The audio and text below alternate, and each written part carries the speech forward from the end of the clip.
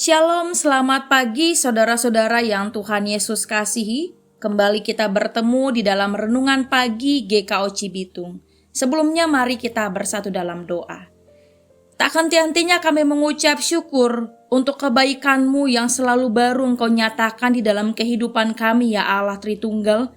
Terima kasih karena kebaikan-Mu kami boleh ada di pagi hari ini menikmati kemurahan Tuhan. Dan di pagi ini kami mau belajar dari kebenaran firman. Kami mau diperlengkapi, mohon Roh Kudus menolong kami agar kami mengerti akan kebenaran firman yang menuntun kami di sepanjang hari ini. Di dalam nama Tuhan Yesus Kristus firman yang hidup kami berdoa. Amin. Saudara yang Tuhan Yesus kasihi, yang menjadi tema renungan kita pagi ini adalah menanti. Yang diambil dari kitab Kejadian 40 ayat 23. Demikian firman Tuhan.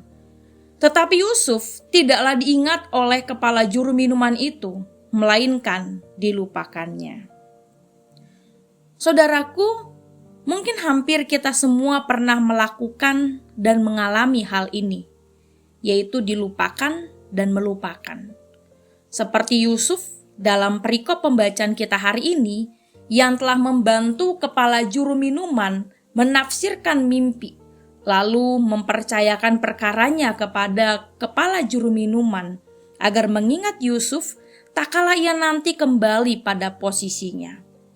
Tentu saja sebagai manusia kita berharap bahwa kebaikan yang kita buat mendapatkan feedback yang baik, minimal tidak dilupakan orang.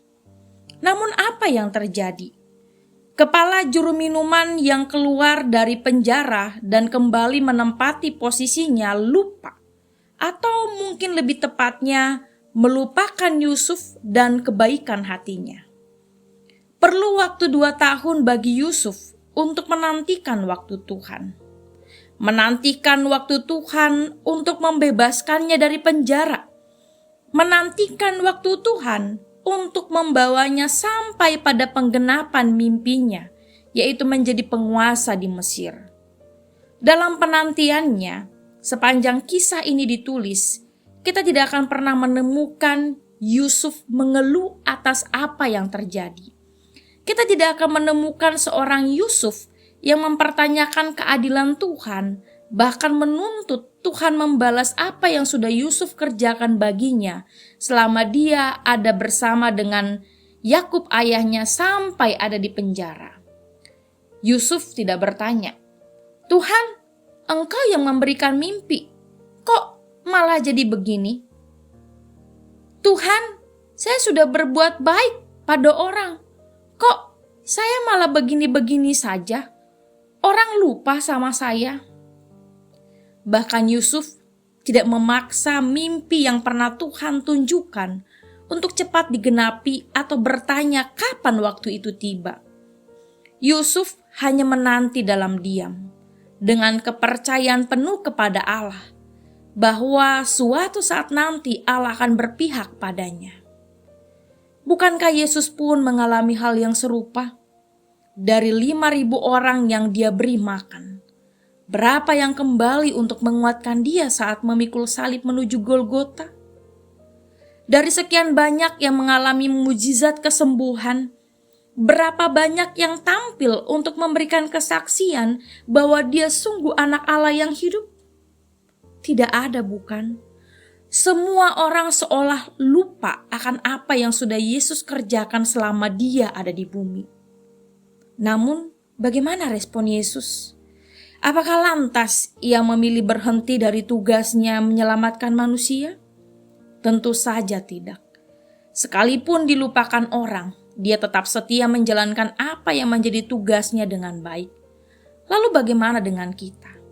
Apa respon kita ketika semua usaha dan jerih lelah kita dilupakan orang? Marah? Kecewa? Atau tetap percaya apa yang menjadi bagian kita tidak akan pernah hilang apapun kondisinya? Tidak pernah ada pertanyaan dari Yusuf tentang keadilan Allah. Namun Allah menjawab semuanya dengan indah dalam waktu Tuhan. Mazmur 37 ayat 5-6 di sana dikatakan, serahkanlah hidupmu kepada Tuhan dan percayalah kepadanya, dan Ia akan bertindak. Ia akan memunculkan kebenaranmu seperti terang dan hakmu seperti siang. Selamat menantikan waktu itu tiba. Jangan pernah berhenti berbuat baik hanya karena dilupakan orang. Berbuat baiklah hanya agar nama Tuhan dipermuliakan. Tuhan Yesus menolong kita semua. Kita berdoa. Terima kasih Bapa, pagi ini kami belajar agar kami boleh terus menyerahkan diri kami seutuhnya dalam pimpinan Tuhan. Menantikan setiap jawaban doa daripada Tuhan dalam kondisi apapun. Karena kami percaya Allah yang kami sembah, Allah yang kami miliki.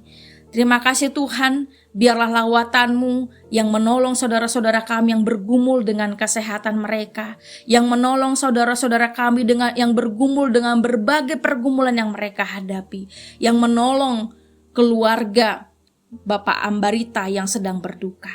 Terima kasih Bapa, kami percaya Engkau menuntun kami di sepanjang hari ini. Dalam nama Tuhan Yesus, amin. Kiranya damai sejahtera Allah dengan segala kelimpahannya menyertai, memberkati saudara sekalian. Shalom.